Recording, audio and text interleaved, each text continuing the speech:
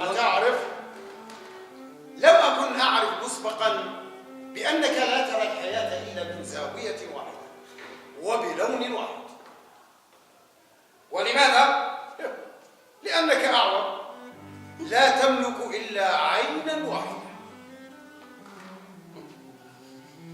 وأنا لم أكن أعرف سابقا بأنك لا تعرف الدهشة. ولماذا؟ لأن الدهشة أصل التساؤل، والتساؤل أصل الفلسفة، والأصلع لا يتساءل لأنه لا يعرف الدهشة. الإنسان العادي حين تداهمه الدهشة يقف شعر رأسه، أما الأصلع فمحروم من نعمة الدهشة المفضية إلى الفلسفة، محروم حتى أنه يتحسس المناخ والأجواء العامة والرياح بجلد صلعته. هل سمعت عن ذلك المثل الخاص بالصلعات؟ وما هو؟ يقول المثل: الأقرع طيب ربي. أتعرف لماذا؟ هيا شنف أسماعنا بفلسفتك. لأن الأقرع يا صديقي هو الأصلع، والأصلع الذي لا شعر فوق رأسه يمنعه ويكون حاجزا بين السماء ودماغك المتعفن. هل تعلم أنك رجل غير ديمقراطي؟ ذلك لأن الديمقراطي ينظر إلى الحياة بعيون متعددة، وحضرتك أعور. هل تعلم أننا لا نكاد نعرف شيئا عن بعضنا البعض؟ بالرغم من أننا نسكن نفس العمارة ونفس الطابق منذ 10 سنوات. هذا صحيح، صحيح والله. الحق على حالة لا حرب ولا سلم التي نعيشها. ألا حرب ولا سلم؟ نعم، لو وقعت الحرب لاضطررنا إلى النزول إلى الملجأ، وهكذا يصبح بيسع جميع سكان العمارة أن يلتقوا ويتعارفوا. ألا تعرف أو تذكر أن العمارة بلا ملجأ؟ إذا حتى لو وقعت الحرب فإن القذائف ستسقط علينا وتحطم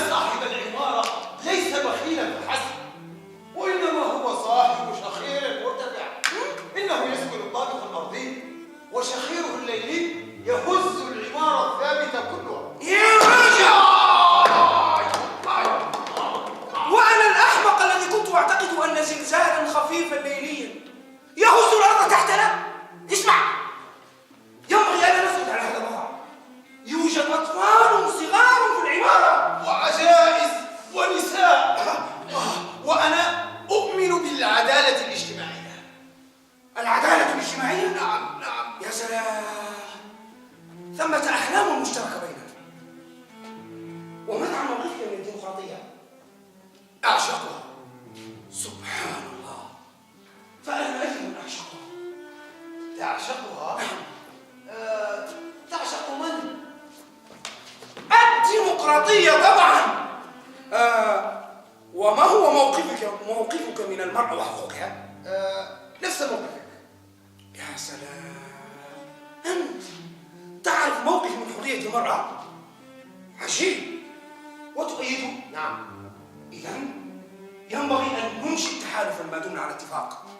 ينبغي أن ننشئ تحالفا ما دمنا نتفق على برنامج الحد الأقصى، ونقوم بتنظيف العمارة من المسؤول عنها. هذا الذي أهمل الملجأ والتكفير المركزية وخلافه. بكل تأكيد. يا سلام يا سلام، ما أجمل كلمة توظيف. إنها مشتقة من النظافة، وينبغي تصفية كل من ينحاز إليه من الشرع. يا حبيبي، ما أجمل كلمة تصفية. إنها مشتقة من الصفاء. نحن على اتفاق تام. سنقوم بوجبات إعدام. الوجبة الأولى قبل الإفطار، والوجبة الثانية بعد الإفطار. وجبات. نعم نعم، سنعدمهم وجبة إثر وجبة. ما أجمل كلمة وجبة، إنها تفيق الشهية. لو لم أكن مدعوا لدعوتك على العشاء. وجبة شوربة بالدجاج العربي. هذا غير العصبان يا حبيبي، والبراء. يا سلام، والبوريك يا عيني، والبطنة يا حبيبي، والسلطات. يا عيني. اسمع اسمع، يجب أن تعود قبل بلاش الفجر. ولماذا؟ لماذا؟ كي نقوم بتصحيح الأمور. ينبغي أن نأخذ الأمور بأيدينا. تمام؟ تمام. عليكم بسحق المالك حتى الأرض. طاف عمارة مع عمارة، أوعر ما أوعر، مش عارف كذا، أصلع ما أصلع.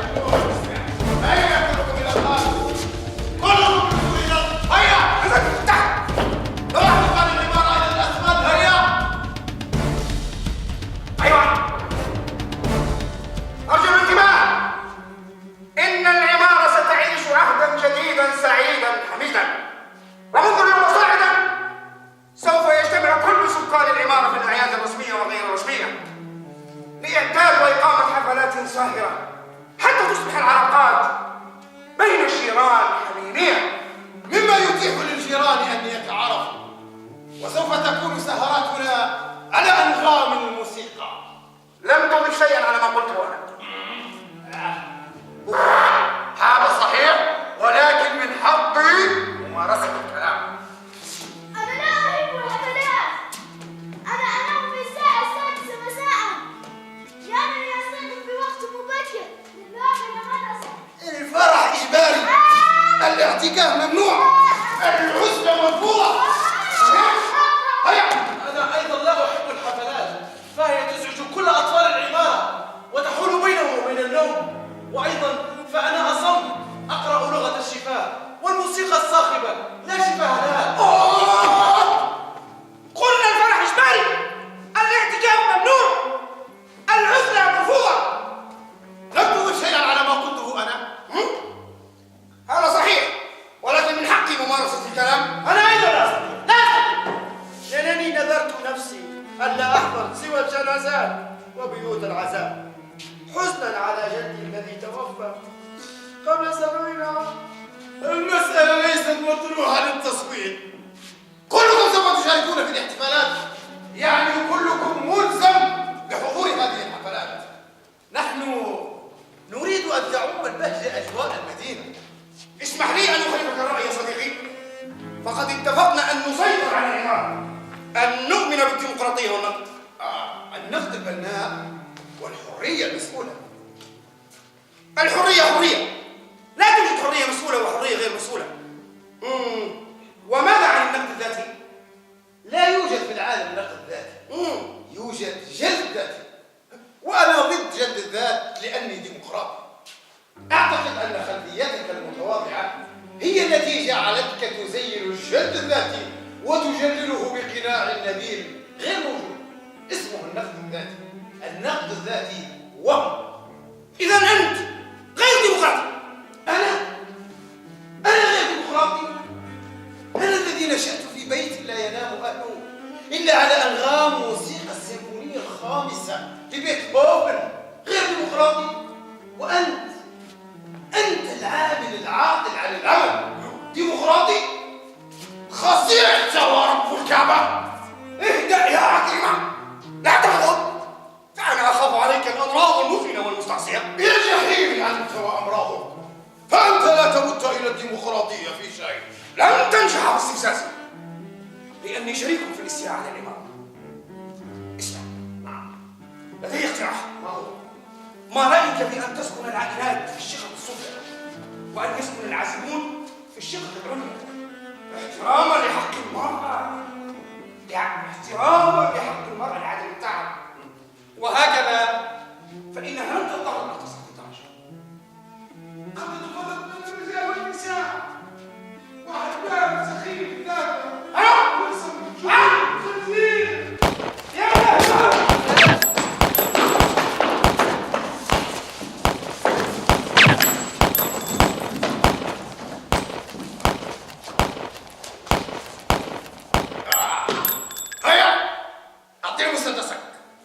أعطيني مسدسك. يبدو أن أي حركة لا تصلح برأسين. على أحدنا أن يقلب الآخر، وسأفطر بك قبل أن تتغدى بي. هيا انهض وارفع دراعك إلى فوق. لا أستطيع أن أفعل ذلك. ارفع يدك إلى فوق. هيا. لا أستطيع. ولماذا؟ لا أستطيع. شنو هالرايحة النتنة هذه؟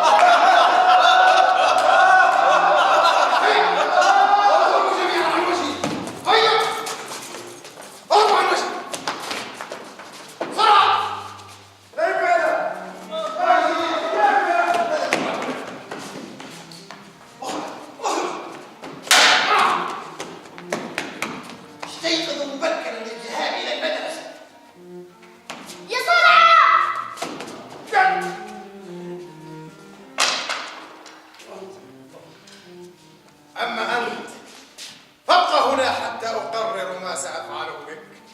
أيها البواب، تعال هنا لمساعدتي. هل تسمح لي أن أجلس لو سمحت؟ تفضل.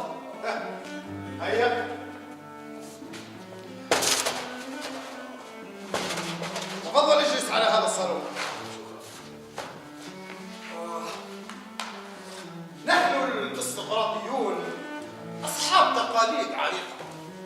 صحيح أن مزاجي الموسيقي تغير منذ زمن، وصرت أطرب للأغاني الهادفة أكثر من بيتهوفن، لكن بيتهوفن جميل أيضا بالرغم من أنني سمعت به ولم أره. لم ترى ماذا؟ حوش الموسيقى بيتهوفن يا راجل. يبدو أنك غير مثقف. صحيح؟ ترى ماذا سأفعل بك؟ ها؟ هل أطفئ سيجارتي في جلدك حتى تصيح وتقسم أن ترحل ولا تعود؟ نحن أبناء الطبقات المعذبة في الأرض لا نعذب الآخرين لأننا ذقنا طعم العذاب في حياتنا. نحن أنبل منكم لأننا نرفض التعليم من حيث المبدأ. حسن. لن أعلمك. هل أطلق رصاصة الرحمة عليك؟ هيا، ما هي أمنيتك الأخيرة قبل إعدامك؟ أمنيتي الأخيرة هي أن يقذف الله الإيمان في قلبي. الإيمان، أقصد إيمان العشائش والبسطاء. هل تعلم أنني أعاني من القلق والكآبة والسوداوية والأرق؟ لو قذف الحق نور الإيمان في قلبي لما عانيت. هل تعني أنك ترغب في أن أطلق عليك رصاصة؟ لأنها رصاصة الرحمة التي ستضع حداً لحياتك الكئيبة. بالضبط. فأنا مدمن خمر وظالم. إنني عاطل عن العمل وشاعر مرهف من أصول الفلاحية. حاولت أن أصلي وأصوم، استغثت بالحق سبحانه وتعالى، لكن قلبي الأسود منشغل بغيره. قلبي موصل الأبواب، فكيف يلبي الحق ندائي ويقذف النور في قلب متقلب منشغل عن الحق بتفاصيل الدنيا الحقيرة وزخرفها الدليل؟ أرجوك أطلق رصاصة الرحمة أرجوك، فقد كنت أهم دائما بوضع حد حياتي، غير أن الجبن كان يداهمني في اللحظة الأخيرة فعلم على الانتحار. وما الذي يجعلك يائسا إلى هذا الحد؟ اغتصاب الأرض؟ التجزئة؟ الأمية؟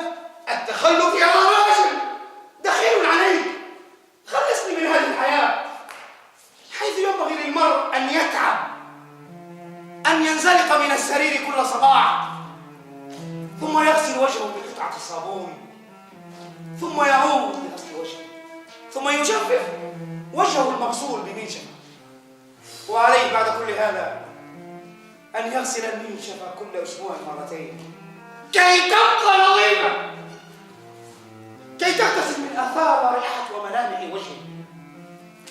ثم عليه أن يغير ثيابه، أن يخلع ملابسه، ويبذل جهدا مضنيا في سبيل العثور على قميص نظيف ثم يلبسه. وبعد كل هذا وذلك أعرف الرتابة والملل قاتلان، ولكن قصة حياتك مملة أيضا.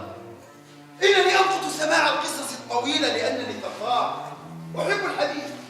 لهذا السبب بالتحديد لا أذهب إلى السينما ولا أشاهد التلفزيون، فأنا أعجز عن سماع الآخرين يتحدثون طوال ساعة كاملة وأنا لا أفعل سوى الاستماع. إنني مغرم بالكلام، أنت مثلا مغرم باليأس، ولكن لن أحقق لك أمنيتك، لن أقتلك. خصيب، سوف أتركك لهول الحياة وعذاباتها. ما كنت أحسب أن الطفيليين وأغنياء الحرب وسماسرة اللوحات المزيفة وزعماء السوق السوداء يمتلكون إلى جانب ثروتهم هذه السادية البشعة. نحن أبناء الرعاة والعامة كما تسموننا حريصون كل الحرص على عدم تعذيب الآخر، لا بل ومساعدته على التحرر من الحياة ومن الألم، لأننا ذقنا طعم العذاب. فالمعذب لا يمكن أن يتحول في يوم من الأيام إلى جلال، لا بل إنه يفضل أن يظل ضحية على أن يتحول إلى جلال. بالمناسبة، نعم، كيف تقول إنك أرستقراطي وأنت لا تدخل البليون؟ أنا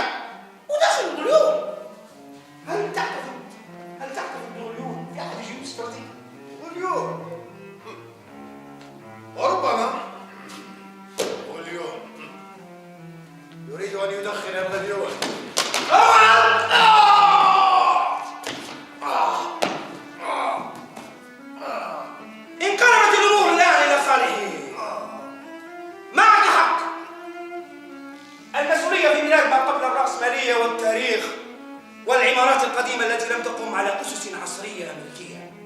رأس لا يحتمل قبعتين. أنت الضحية الآن. وأنت الجلاد. كنت أحسب أن المعذبين في الأرض لا يعذبون غيرهم إذا سيطروا على الأرض، لأنهم تذوقوا طعم العذاب المؤلم. هذا صحيح تماما نظريا، لكنه عمليا غير صحيح. ولماذا؟ لأن السيطرة تعني الامتيازات. أنا لم أعد عاطلا عن العمل الآن، إنني أحتل موقع المسؤول وصاحب القرار. ألا ترى؟ السلاح بيدي. نعم. هل تسمح لي أن أتنهض وأجلس على الكرسي؟ رأسي يؤلمني. لا بأس. هيا.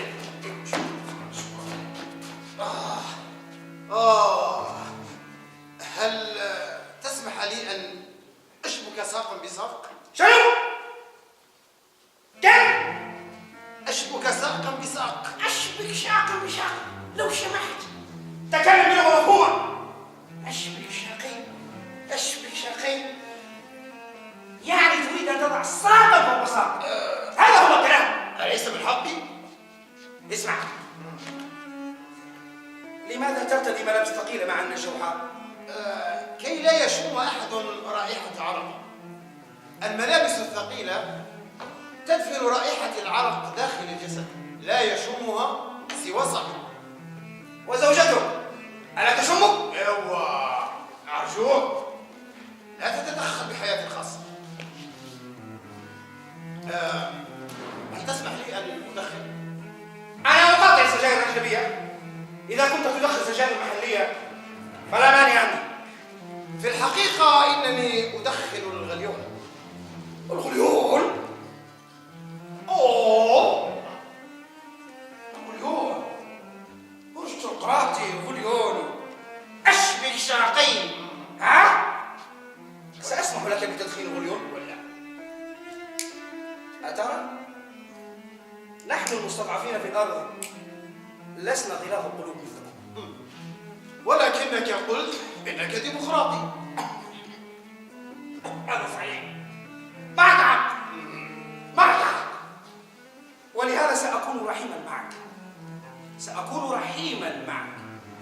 سأضربك بسكين. نعم. هل تفضل أن أضربك على الخط الأيمن أم على الخط الأيسر؟ أترى؟ إني ديمقراطي. لا أفضل أن لا تضربني على الإطلاق. يا حبيبي. نعم. لا تلحسني كلي، فأنا لست حبيبك وأنا لست عسلا. حين كنت أنا في موقعك سألتك عن أمنيتك الأخيرة قبل الإعدام، صح؟ هذا صحيح. آسف. أعتذر، سامحني، فأنا رجل بدائي لا أتقن اللياقة. هيا عبر عن أمنيتك الأخيرة بكل صراحتك. في الحقيقة أرغب أن أسمع صوت البواب. لماذا لا يتكلم؟ البواب؟ أنت أيها البواب! لماذا تلتزم الصمت؟ هل أنت ممن يسمونهم الأكثرية الصامتة؟ أنتما ثرثران لم تمنحاني فرصة لوضع فاصلة أو نقطة أو علامة تعجب بين عباراتكم الخاوية من المضمون الملتزم. الملتزم؟ طبعا الملتزم. لقد التزمت مشروعا خاسرا ذات يوم فتوقفت عن الالتزام. وهي أمنيتك الأخيرة أيها الشهيد المدرج في الشموس والنجوم الساطعة، أيتها الضحية التي ستلطم البشرية وجوهها بعد موتها. وهل أنا مهم إلى هذه الدرجة؟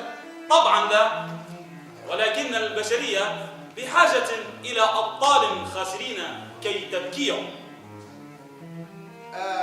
الحقيقة أمنيتي الأخيرة أن تحك لي ظهري. هذه أمنيتي الأخيرة. ظهركم من هنا. نهجي.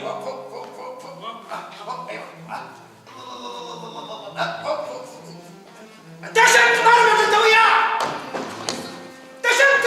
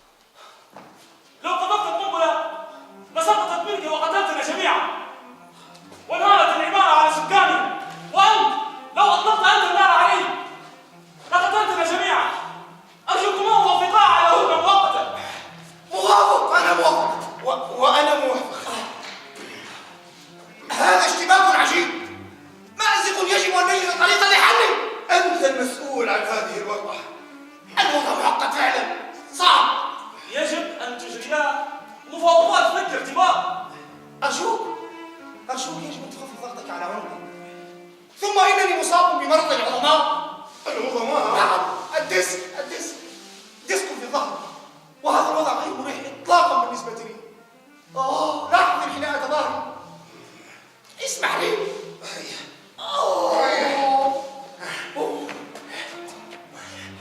وهل تعتقد أنني سعيد بهذا الوضع المعقد؟ لقد بدأت أصابعي التي تضغط على القنبلة تتعب، وإذا ارتخت سقطت القنبلة وتداعت علينا العمارة كلها. لكنني حسران، وكنت يتيما وعاقلا عن العمل. كل حياتي سلسلة من المآسي. وأنا جائع، وكنت حرا ثم تزوجت فأصيب عملي بالكساد. وماذا كنت تعمل؟ صايع، نصاب، انعكس في البنات، وأسمسر أقصد سمسار عقارات. لا تضحك فستعمل من السابق إذا مرة أخرى، فقد أبالغ فترتعش أصابعي وتسقط القنبلة. ترى أين وضعت مسمار الأمان؟ مسمار الأمان. أرجوك لا تضيع مسمار الأمان. فقد نصل إلى اتفاق وننجح في فك الاشتباك، وإذا نجحنا فإننا سنحتاج إلى مفتاح أمان القنبلة كي نعيده إلى مكانه. وأنت شنو اللي ضحك فيك؟ مش عارف الضحك بلا سبب، قلة أدب. بالحقيقة كنت أعتقد أنك تتكلم من بطني، فإذا بي أكتشف أن الأعور هو الذي يتكلم. يا ليتني كنت أعمى ولم أرى مثل هذه الوجوه البشعة. ليتني كنت نسيا منسيا. يا أخي أنت كريم فعلا، لكنني لا زلت حسران، وينبغي أن نستعمل الحمام. وهل ستبقى تضغط على عنقي هكذا؟ طبعا ألسنا في حرب، ولكن لماذا تسأل؟ لأنني أخاف عليك أن تصاب بجرب. ولماذا أصاب بجرب؟ لأني مصاب به، وسينتقل الجرب إليك إن شاء الله. عليك اللعنة، لقد خدعتك. ولكن يجب أن نبقى مرتبطين، هذا هو الاتفاق. حسنا، لدي فكرة. هيا ابقى هنا. ما رأيكما أن نربطكما بهذا؟ هيا هيا. رجل، حل جيد، قبلت به. ولكنني لا زلت حسران، وينبغي أن أستعمل الحمام. رجلي على رجلك. لا تعتقد أنني أبله، إنني متأهب وأعصابي مستقرة. لا تحاول خداعي. لا أستطيع أن أعملها أمام الغرباء. نحن لسنا غرباء، نحن زملاء وأصدقاء وشركاء في وضع متشابه.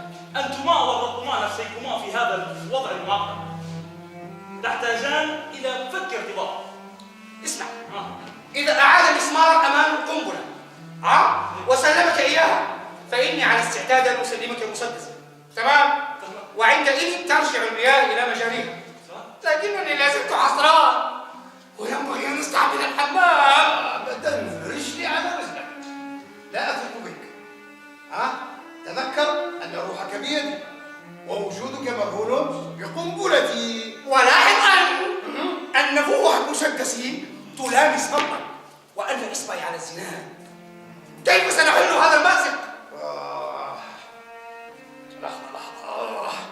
تعال أيها البواب وحك لي صلعتي كي أفكر. تعال. معذرة، فأنا لا أستطيع أن أفكر إلا وأنا أحك رأسي. برنامج صعب.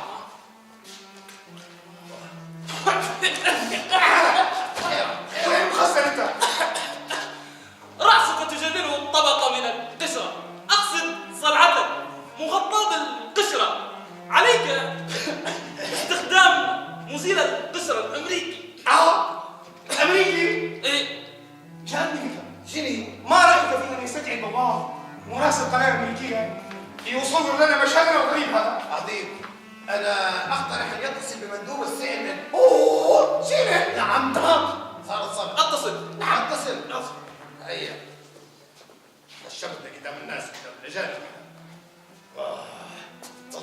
طولش. شوية بس. هيا.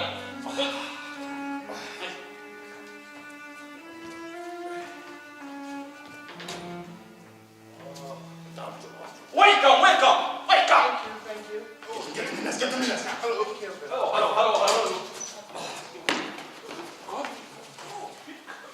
Hey, شوف.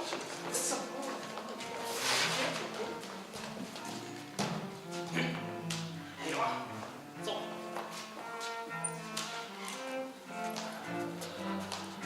Hello. Excuse me, sir. يس.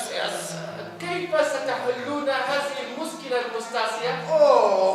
الحقيقة ينبغي أن نبحث عن صيغة حل وسط. What about you, sir? وأنت شنتي؟ وأنت يا سيدي كيف ترى المخرج من هذه الورقة التي ورطتم فيها معكم كل سكان العمارة؟ ما تقولش انت يا هو يقول ان الحل يكمن في البحث عن حل وسط. وانا اقول ينبغي ان نبحث عن مسمار امام القنبله، فاذا لم نجد فاننا لن نصل الى حل وسط بل الى قبور وسط الصحراء. ما رأيك يا سيدي بأن أضع لك عصبة على عينك المطفأة كي تذكر المشاهدين بالراحل موسى ديان؟ لا مانع لا مانع. فالمشاهدون عادة ما يحبون الإثارة. They love exciting. لا مانع. هل تدفعون لقاء هذه الأعمال؟ بالمناسبة عيني حولاء ولست أعور. Not important. المهم أن يقتنع المشاهدون بأنك أعور like a pirate وتجسد صورة القرصان في مخيلتهم. ستوب بليز ستوب. المشهد جامد بشكل لا يطاق. سوف يمل المشاهد بعد لحظات. نريد أكشن، حركة، إثارة. It is like كأن يطلق الأعور رصاصة من مسدسه فتحيد عن هدفها فلا تصيب الأصلع. أبداً. أنتم الأمريكان منحازون إلى الأعور. كيف تريد منه أن لا يصيبني برصاصته وفوها مسدسه ترامس بطني؟ نحن لسنا منحازين للأعور، نحن منحازون للمشاهدين. المشاهد يريد إثارة، حركة، بسمة. وأراكما هذا الجانب ركيك سوف يثير دهشة المشاهد. نعم سيثير دهشة المشاهد للحظة أو للحظتين ثم يحل الملل محل الإثارة. أنا أعتقد أنكما تحولتما إلى سلعة في يد هؤلاء الإعلاميين الأجانب. هذا ليس عدل. اصفوني يا ناس، لماذا لا يعين واحد منكم انتباها؟ لا يجوز ان يحصل هو وحده على كل هذا المجد، فانا شريك في هذا الامر المعقد وغير المعقول. اخرجوا برا جميعا برا، والا اطلقت النار عليكم وعلى الاصبع فتقع القنبله وتسقط وتقتلكم. لن نصبح سلعه بين ايديكم تتاجرون بها. أكرم خير الله موسكو.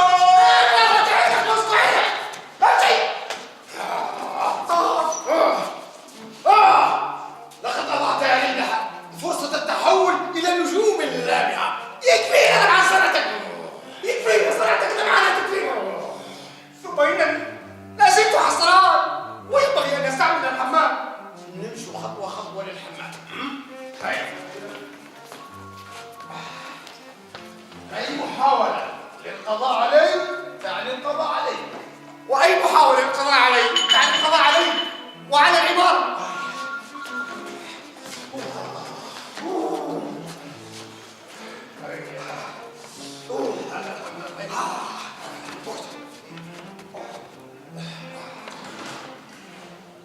اقلب وجهك غادي، اقلب وجهك. فانا لا استطيع ان اعملها ويدي، لا استطيع ان اعملها وانت تراقبني. أنا لا أراقبك، أنا أراقب يديك فقط.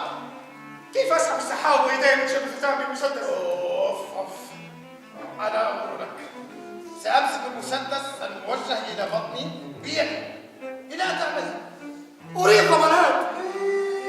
ضامن الله يا ولدي. لا اله الا الله. في هذه الحياة لا توجد ضمانات.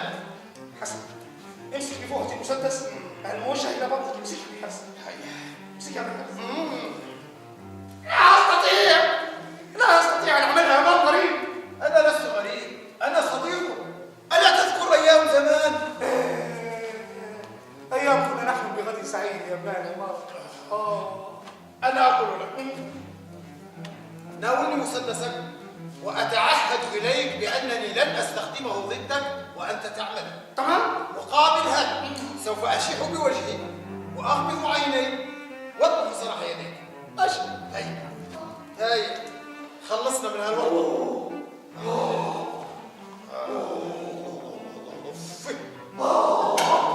يا سلام أجل.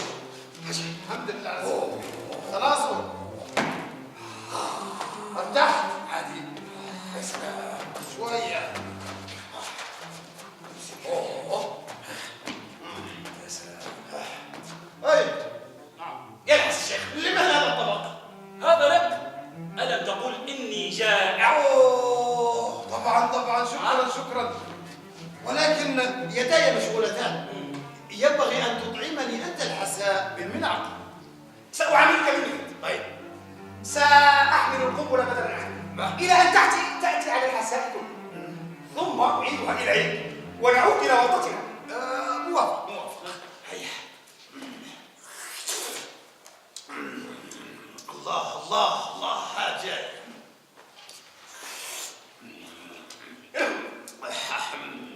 حسن. أنتما مختلان، أنتما عدوان، أنتما صديقان.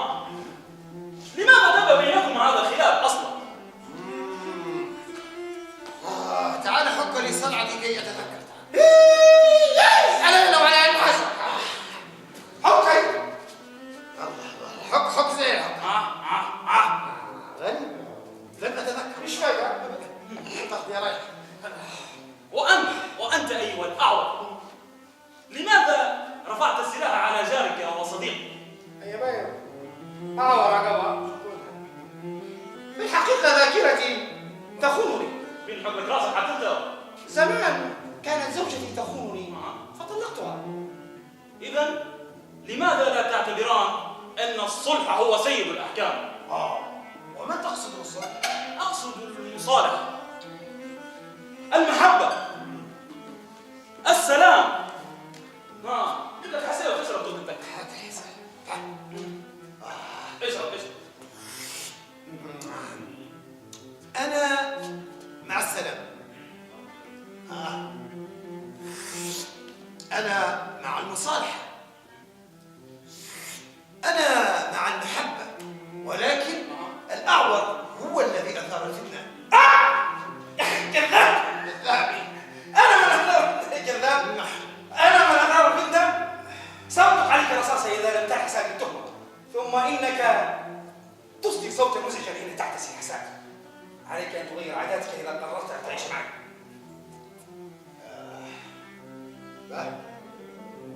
إذا أنتما موافقان على إبرام معاهدة صلح فيما بيننا. أنا مستعد أن أبوس لحيته. وأنا سأقبل صنعته.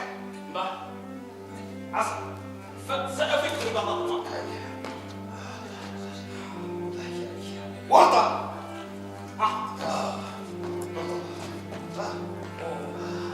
شتل. إذا أعد مسمار الأمان إلى القنبلة، وأنت عليك أن تقذف هذا المسدس بعيدا. ترى أين وضعت مسمار الأمان حينما رميته من القنبلة؟ مسمار الأمان. لقد بدأت أصابعي تتعب. وسوف تنزل القنبلة وتنفجر. ابحثوا بين الأنقاض. ابحث في جيوبك. يدي تعبت. العرق ينزف من قبضتي. أصابعي تتغابر. القنبلة ستنفجر. هل يصلح هذا المسمار؟ مسمار يا راجل، هذا مش مسمار أمان، هذا مو أمان. هيا ابحثوا عن مسمار الأمان. اصبر دقيقة، سأجول ببصري الأرض كلها.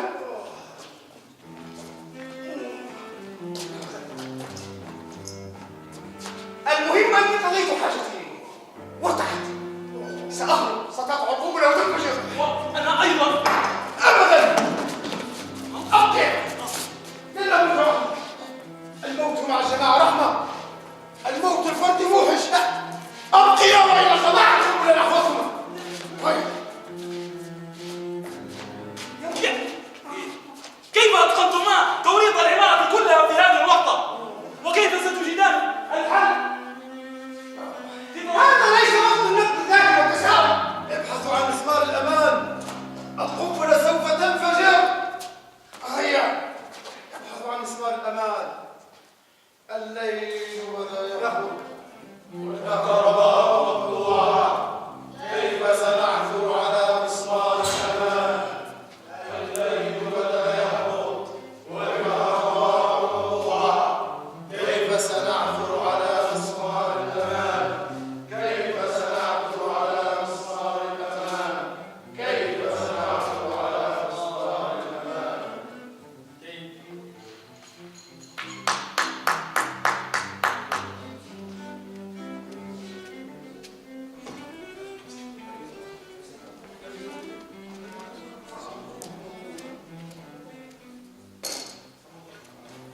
كم قضيت الوقت؟